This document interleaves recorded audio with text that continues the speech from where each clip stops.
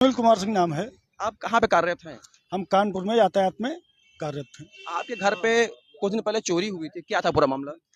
हमारे घर में जो हम ड्यूटी करके आए परिवार के साथ जो है हम बरामदे में लेटे हुए थे।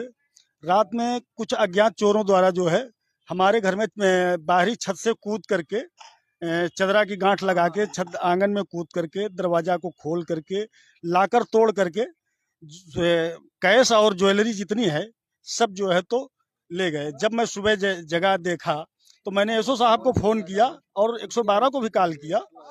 112 भी गई और एसओ साहब भी गए। उन्होंने देखा, कहा एक घटना बड़ी है। मैंने उनको बताया कि साहब जो है तो आप कहा ठीक है मैं इस पर कार्रवाई करूंगा, बहुत तेजी से कार्रवाई करूंगा। 4 दिन हो गए अभी तक उनकी कार्रवाई हमको कुछ समझ में नहीं आई। मैं यहाँ उन्नाव जिले में एसपी साहब से मिलने आया तो सीओ सिटी साहब से बात हुई। उन्होंने कहा ठीक है मैं एसओ साहब से बात कर ले रहा हूँ और आपको जो है तो कार्रवाई होगी, आप विभाग के पार्ट हो। अब इसकी आगे की कार्रवाई वो क्या तय करते हैं, ये जब कोई हमारे सामने आया तो मुझको भरोसा बिल्कुल। आज आप कप्तान साहब के पास आए थे मिलने के लिए अपने फरियाद को लेकर के, क्योंकि आप पुलिस महकमे से जुड़े हुए हैं, तो पुलिस कार्यशैली से कहीं ना कहीं आपको अच्छी तरह से आप वाकिफ हैं, परिचित भी हैं।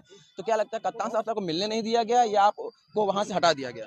हमें कप्तान साहब से मुलाकात नहीं करने दिया। सीओ साहब जो है मुलाकात करके उन्होंने आश्वासन देकर के जाइए आपकी कार्रवाई होगी, आप निसंकोच होकर घर जाइए, आज ही आपकी कार्रवाई होगी। बिल्कुल, ये आश्वासन देकर के मुझे वापस कर दिया।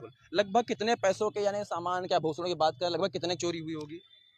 2 लाख के लगभग हमारा कैश गया है और करीब 30 से 35 लाख के जेवरात गए हैं हमारे। यानी कि लगभग 35 लाख प्लस की चोरी आपके यहाँ हुई है। जी जी जी। पुलिस ने अब तक कोई कार्रवाई, जो स्थानीय पुलिस है, माकी पुलिस है, आपके निशानदेही पे जिसपे आपको शक है, संदेह है, क्या किसी को उठाया, कोई कार्रवाई की? अभी तक कोई कार्रवाई नहीं की।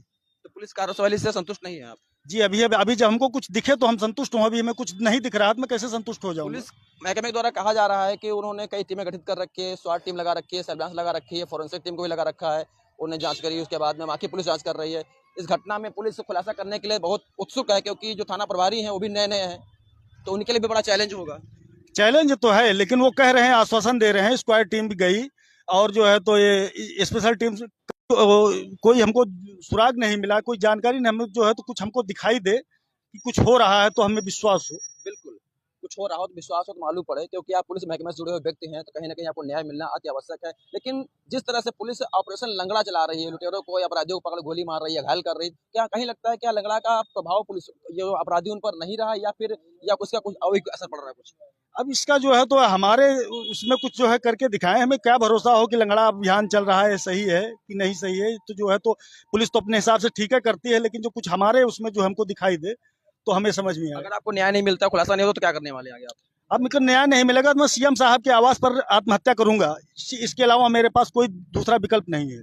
बिल्कुल, अगर न्याय नहीं मिला तो एक खाकी और खादी से यह उम्मीद करता है कि न्याय मिलना चाहिए, खाकी को उम्मीद न्याय नहीं मिलता है तो वो खादी यानी कि मुख्यमंत्री योगी आदित्यनाथ के दरबार पहुंच करके वहां पर अपने जान को जोखिम में डाल सकते हैं।